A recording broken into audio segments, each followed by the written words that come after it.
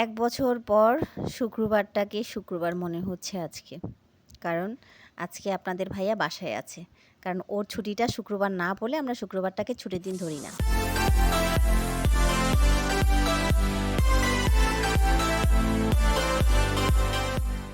Hi viewers, আসসালামু আলাইকুম। সবাই কেমন আছেন? আশা করছি যে যেখানে আছেন ভালো আছেন, সুস্থ আছেন। আমরাও আলহামদুলিল্লাহ ভালো আছি, সুস্থ আছি।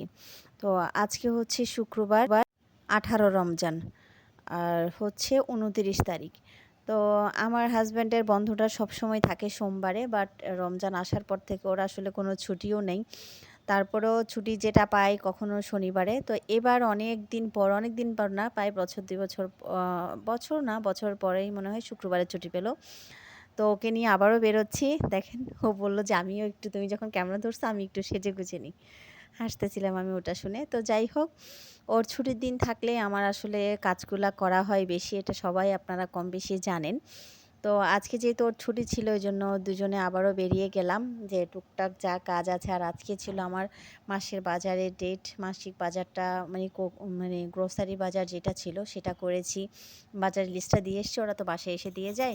তারপরে কিছু কাঁচা বাজার বাকি ছিল, বাট সময়ের কারণে আসলে কাঁচা বাজারটা যদিও করা হয়নি। তো এরপর একটু গোল্ডের দোকানে গিয়েছিলাম।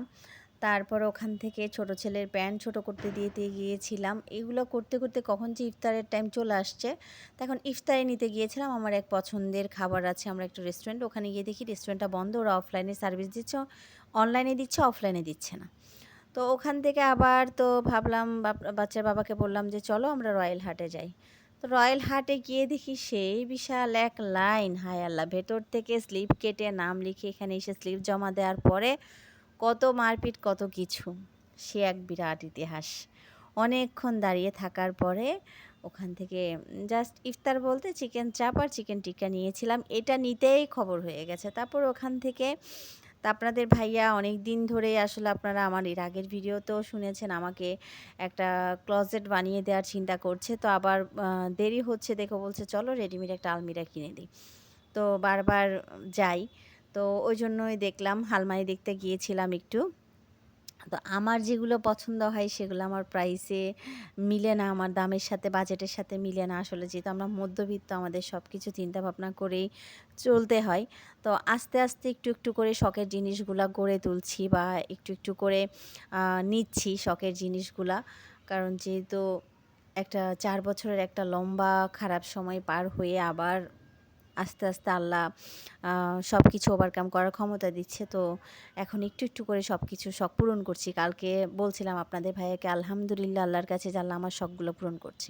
তো যাই হোক, ফাইনালি রয়্যাল হাট থেকে নিয়ে ফার্নিচার দেখে তো চলে আসলাম আবার ফ্লেভার্সে আমার হালিম খাবো। তো আপনার ভাইয়া বলল, কেন হালিম কেন খেতে হবে? আজকে হালিম খায় না, অন্য কিছু খায়? আমি বলছি, না, হালিম ছাড়া আমার চলবে না। আমাকে তুমি যত হালিম দিও আমি সারাদিন খেতে পারবো। তো বলে হালিম নিলাম, ওখান থেকে সমোসা নিলাম, নিয়ে তারপরে মুরগি-টুরগি ওগুলার শুট করে নিয়ে আবার চিকেন নিলাম, আরও অনেক কিছু নিয়ে তরমুজ নিলাম, নিয়ে চলে আসলাম বাসায়। এই যে দেখেন, চিকেন টিক্কা, চিকেন চাপ, বাচ্চাদের জন্য টিক্কাটা নিয়েছে, আমার জন্য চাপ। আর এই যে হালিমটা নিয়েছে, আমার জন্যই নিয়েছে। আমার বাসায় এসে আমি বেরেস্তা করে নিয়েছি। আমার হালিম বেরেস্তা ছাড়া ভাল লাগে না। তো ওরা তো সাথে রায়তা দিয়েছিল, আমি বাসায় আরেকটু বেশি করে বানালাম। বসে গেলাম। আমার গোলু সোনা তো ইফতার করা শুরু করে দিল। ছোট ছেলে ওর জন্য আবার ফিরনি নিয়ে আসলো। সরি, ওর জন্য আমিই এনেছি ফিরনিটা। আর ওর জন্য ও গিয়ে ড্রিঙ্কও নিয়ে আসলো। ড্রিঙ্ক বানানো হয়নি আসলে। ড্রিঙ্কটা শেষ হয়ে গিয়েছিল, মানে বাজারের লিস্টে দিয়ে এসছি। তো বলতেছে, আম্মা আমার প্লেটটা একটু ভিডিও করো। তো করছিলাম, একটু পরে আবার বলে কি এখানে আরও মিসিং আছে, অর্থাৎ সে ফিরনিটা ফ্রিজে রেখে দিয়েছিল, ওটা দেখাবে। তো যাই হোক, বসলাম সবাই একসাথে। আসলে পুরো রমজান মাসে মনে হয় এই ২টা রোজাই শুধু আমরা সবাই একসাথে ইফতার করেছি, আপনাদের ভাইয়াকে পেয়েছি। তো জানি না আর নেক্সটে পাবো কি না, আর কোনো বন্ধ থাকবে কি না। তো আমার ছেলে স্যান্ডউইচ বানাচ্ছে আর আপনাদের খাওয়াচ্ছে। ভিউয়ার্স খান, দাও আপনাদেরকে খাওয়াচ্ছে। তো এখানে ওকে বললাম যে তুই তো আমাকে ভেঙ্গাস সুন্দর করে, আজকে আমাকে একটু ভেঙ্গাই, সবাইকে দেখা, ভিউয়ার্সদের দেখা। তুই যে আমাকে ভেঙ্গা, বলছে না দেখাবে না। আমি যে কথা বলি, যেভাবে কথা বলি, ও আমাকে খুব সুন্দর করে ভেঙায়। কোনো এক সময় আপনাদের সাথে শেয়ার করব। তো সবাই মিলে ইফতার টেবিলে বসে এটা দুষ্টুমি করছিলাম। আমি অনেক রিকোয়েস্ট করলাম, একটু ভেঙা, একটু ভেঙা। খুব সুন্দর লাগলো, আমাকে অনেক সুন্দর করে ভেঙায় যে আমি এভাবে করে কথা বলি। তো তো যাই হোক হাসতে, হাসতে ওর সাথে এগুলো নিয়ে অনেকক্ষণ হাসাহাসি করলাম। কোনোভাবেই সে করবে না। হাসতেছিল।